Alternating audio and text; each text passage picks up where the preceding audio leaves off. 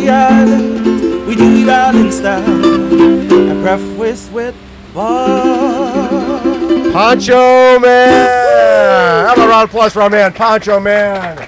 Again, welcome to Breakfast with Bob. It's our 9th year at beautiful Huggos on the Rocks. We're brought to you by Hoka One Polar, Halo Neuroscience, VeloFix, Today's Plan, Normatech, Four Seasons Resort, Hualalai. We'll be doing our championship edition on Sunday, and we're live streaming on both our Facebook page and on Triathlete Magazine's page. Our guest, 2013 Ironman World Champion from Belgium, Mr. Frederick Van Lierde. Thank you. Freddie, you've had a great year. Yeah, not that bad.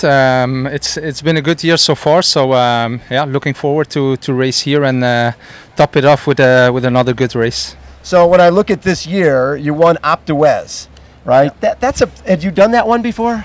No, and that was one race that was really at my bucket list. Wanted to do that one, wanted to win that one as well. So I made the decision to put it on my planning, and it worked out from the first time. So, but yeah, it's not an Ironman race, but No. it's really an epic race. It's a fantastic swim down there, then a long loop before you climb the Alpe d'Huez. So you climb Alpe d'Huez, just like in the Tour de France. Yes, before you climb the Alpe d'Huez, you ride like 100 kilometers alone with two other climbs that are not that hard. But then in the end, you climb Alpe d'Huez and you run 20 kilometers on top of that. Yeah. Wow, and that's just one of those races you wanted to do. Yeah, sure. I live close to France, and yeah, it's a beautiful race with a lot of spectators, and yeah, I loved it. It was a good one. Another race in France, Ironman Nice, 5th time. You win that? Pretty proud of that, because there's not too many athletes who can win the same Ironman like 5 times, or I know there's a couple who won even more, but Right. I mean 5 times a big race like Nice, because in the history of triathlon a lot of champions passed over there. Right. No, I'm pretty proud of that, to be able to win it for a 5th time. And you've been working for years with Luc Van Lierde, who came here in 1996 for his first time and didn't just run his first marathon or do his first Ironman. He won and broke the course record. And he's been coaching you. He had a lot of injury problems in his career. True. You've stayed pretty injury-free. It seems like he's learned from his own career, and that's helped you. Yeah, probably that's yeah, the way he works right now with most of his athletes as well. And the other thing is, yeah, he knows how to do it here. He won 2 times, and I guess for me it worked that way. As an athlete, you accept almost everything he's telling you or wanting to do you. So it's really a good match between me and Luke since 2011 now. So winning this race and being somebody who's been in the sport for a long time, when you won this in 2013, how did that change your life, or did it?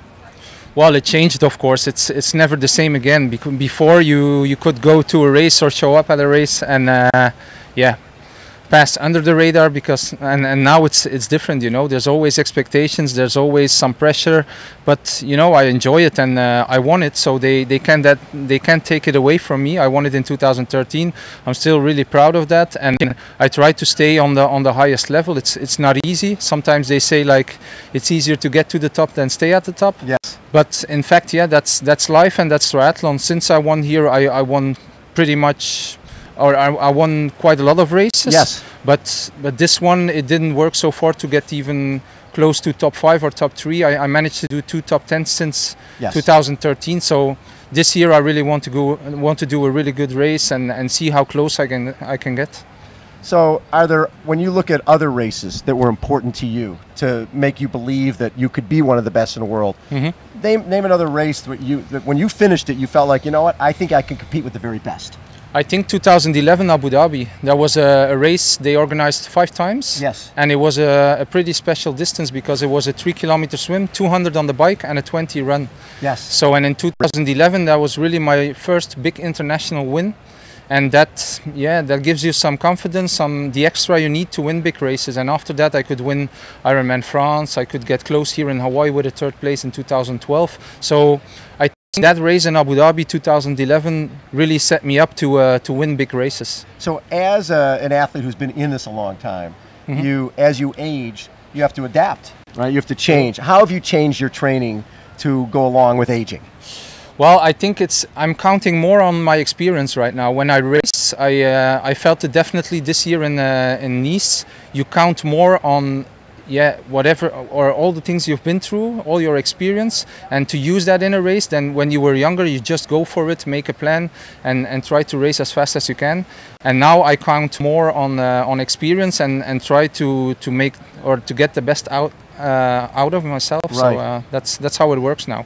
And it seems like in the last number of years, the big change here is how fast people ride the bike. True. Right? How have you adapted to that?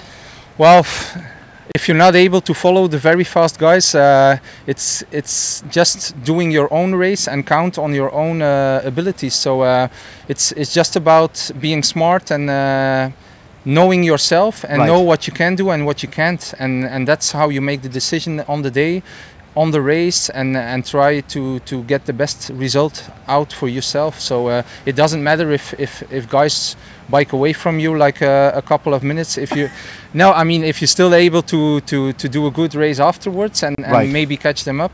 That was how it worked for me in Ironman France this year. Cameron Wurf put like 6 minutes on me on the bike, Yes. but I was able to catch them. So in the end, it's the finish line that counts, no? It's absolutely. Can Yeah. you still win this race?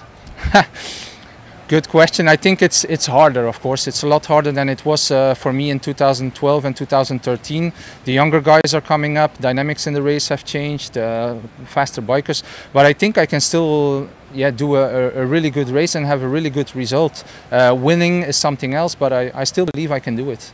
So when you see people like Javier Gomez coming Yeah. in, have you raced him much? When I was younger in the World Cups, yeah, but I never saw him. He was he was way too fast for me. So yeah. But have you raced him long distance? This will be the first time? Long distance, no. So no. this will be the first time? Yeah, sure.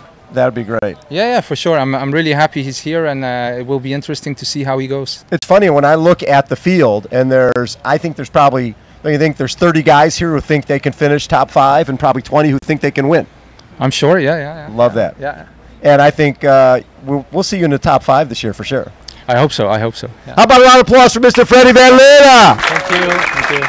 Poncho Man, take us out. Cause on the island, we do it all in style. And breakfast with Bob.